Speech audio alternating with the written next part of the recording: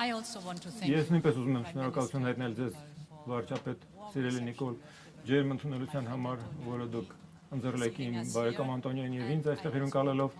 Կուզեի նաեւ շնորհավորել ձեզ եւ հյուրընկալելու համար շատ հաջող եվրոպական քաղաքական համայնքի գագաթնաժողովը 3 եւ նաեւ ձեր խաղաղամետ օրակարգի համար։ Հայաստանը վաղուց արժեքավոր անդամ է ընդլայնված եվրոպական ընտանիքի։ Ձեր խաղաղ Թավշյա հեղափոխությունը 2018 թվականին ի ցույց դրեց ձեր երկրի հանձնառությունը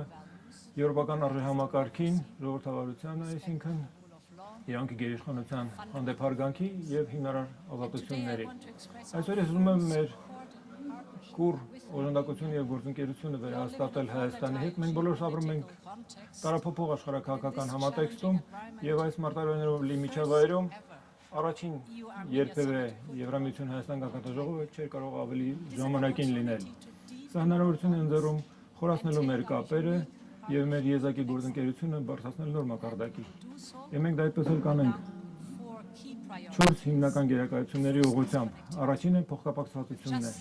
Մենք հենց նոր ստորագրեցինք փոխկապակցության գործընկերության փաստաթուղթը, որը մեզ նոր մակարդակի է բերում հավակնությունների մեր համագործակցության մեջ, եւ եթե ես սկսեմ առաջին հենասյունից, այս երեքից, առաջինը տրանսպորտն է։ Շատ քիչ երկրներն են այդքան եզակի դիրքավորված, ինչպես Հայաստանը։ Ձեր խաղաղության խաչմերուկ նախաձեռնությունը ներուժ ունի կապելու Եվրոպան, Հարավային Կովկասի հետ եւ Կենտրոնական Ասիայի եւ ինչպես դուք նկարագրեցիք, վերածելով Հայաստանը անկյունաքարային տրանսպորտային հանգույցի։ Մենք արդեն պատրաստ ենք աշխատել սահմանակետերը վերականգնելու, վերակառուցելու, երբ ձեր հարևան երկրների հետ սահմանահատումները բացվեն։ Մենք գիտենք, թե ինչքան կարևոր է Հայաստանի համար կուռ ինտեգրվել ռեգիոնալ տրանսպորտային ցանցերի մեջ, եւ ահա թե ինչու մենք կսատարենք ձեր ինտեգրումը անկյունաքարային տրանսպորտային ցանցերի մեջ, ինչպես օրինակ Անդր Կասպիան տրանսպորտային միջանցքը, որը ռազմավարական կարևորություն ունի նաև Եվրոպայի համար, ինչպես նաև հաշվի առնելով աճող առևտրաշրջանառությունը մեր երկու տարածաշրջանների միջև։ Ահա թե ինչու այսօր մենք բարձր մակարդակի երկխոսություն ենք մեկնարկում տրանսպորտի շուրջ, տրանսպորտի եւ տրանսպորտային ցանցերը շարժիչ ուժն են նպաստելով մրցակցությանը։ Երկրորդ հենասյուն, ինչպես դուք ասացիք, էներգետիկան է։ Հայաստանի արագ զարգացումը արևային էներգետիկայի նշանակալի է։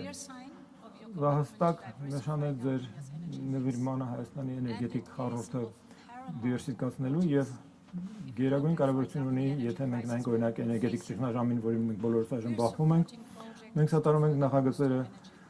խթանելու ձեր էներգետիկ անվտանգությունը, մասնավորապես հաշվի առնելով թանկարժեք վերականգնվող ռեսուրսները, որոնք դուք նկարագրեցիք։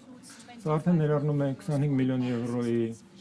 Կովկասյան էլեկտրահաղորդակցության ցանցի եւ էներգետիկ կուտակիչների կառուցմանը, ապահովելու ձեր մատակարարման անվտանգությունը։ Երրորդ հենասյունը թվանշայինը Հայաստանը ապշեցուցիչ նոր ծագող ԱԲ եւ ինժեներական էկոհամակարգ ունի։ Սա ուժեղ կողմ է եւ մենք ուզում ենք հենվելով դրա վրա կառուցել ավելին։ Մենք միասին վերհանել ենք Միլայն ընտրանի նախագծերի եւ մենք բոլորս այստեղ այս սենյակում ականատես ենք եղել ստորագրմանը մի քանի մտադրության նամակների առաջատար ընկերությունների հետ Հայաստանյան եւ մենք խրախուսում ենք եվրոպական ընկերությունների ներդրումներ անել այստեղ, որտեղ կա կադրային պոտենցիալը եւ հնարավորությունները համատեղվելով Հայաստանը հենց այնտեղն է, որտեղ պետք է դուք բոլորս լինեք։ Երկրորդ գերակայությունը, որ այսօր քննարկում ենք, ավելի ամուր համագործակցությունների անվտանգային ոլորտում եվրոպական խաղաղության գործիքի շրջանակներում մենք սատարում ենք Հայաստանի զինուժին, բայց Հայաստանը պետք է նաեւ դիմակայի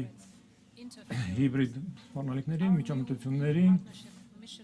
ինֆորմացիոն դաշտի մանիպուլյացիաներին եվրոպական մեր գործընկերությունը ձեզ նպաստել է դեմն առնելու այդ հիբրիդ սպառնալիքների եւ ապատեգացման մի բան